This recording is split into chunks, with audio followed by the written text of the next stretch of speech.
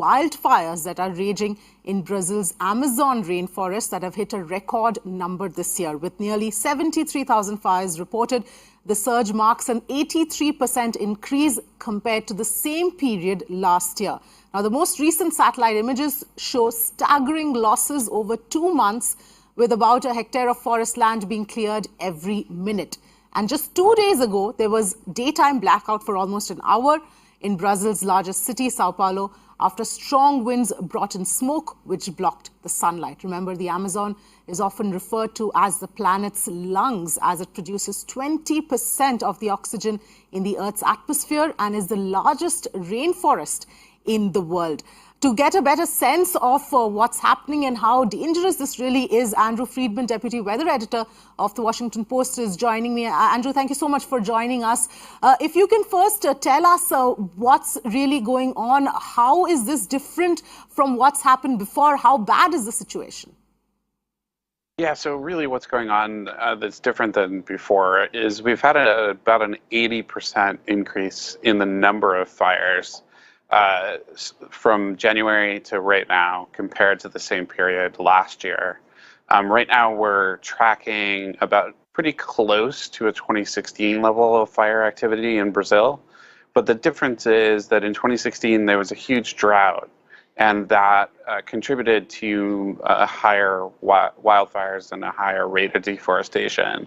Right now, we don't have a big drought in Brazil, and what seems to be happening is a lot of these are intentionally set fires from agricultural interests that are slashing and burning intact areas of rainforest and also pre-cleared areas that they're using to ranch for cattle, that they're using for cattle ranch lands, or that they're using for soybean farms or to grow other commodities. Right. And Andrew, what's been the kind of response, across the board as far as these forest fires are concerned at this point? So the response really, the government of Brazil is very pro-development, very much they've moved against indigenous rights to land in some of the Amazon region. So what's happening is Brazil is not exactly trying to fight these fires and put them out like you might see in the American West. For example, these fires are burning and they're going to continue to burn. And we're only approaching kind of the end of the first month of the dry season. The dry season goes through October.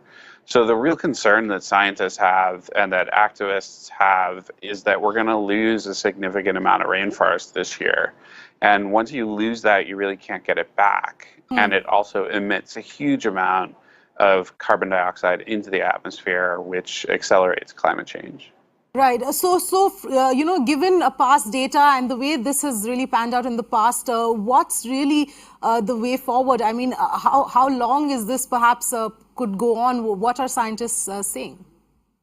So it should be noted that Brazil had, until this year, made very significant gains in combating deforestation. The rates of deforestation were held quite low in the past several years. They know how to limit deforestation. They really have done a good job in the past. However, the government that's in place right now is very pro-development and has given signals to agricultural interests that they can pretty much move deeper into forested lands. So what we're likely to see play out is a prolonged period of a very active fire season. Scientists that I speak with say, they don't know exactly how it's going to play out, but they are concerned that we're going to have a record or near record deforestation year.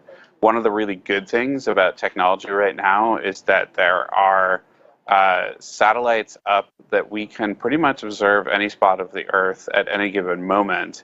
And so environmental groups and government agencies are tracking how much forest they're losing, how much carbon is likely being emitted, even if Brazil's government isn't exactly doing the monitoring themselves to the extent that they used to.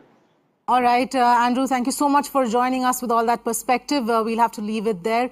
This is, of course, an important issue, and we will continue to track it as well. But on that note, it's time to wrap up this edition of the Urban Debate. Thank you so much for watching. Stay tuned tomorrow now.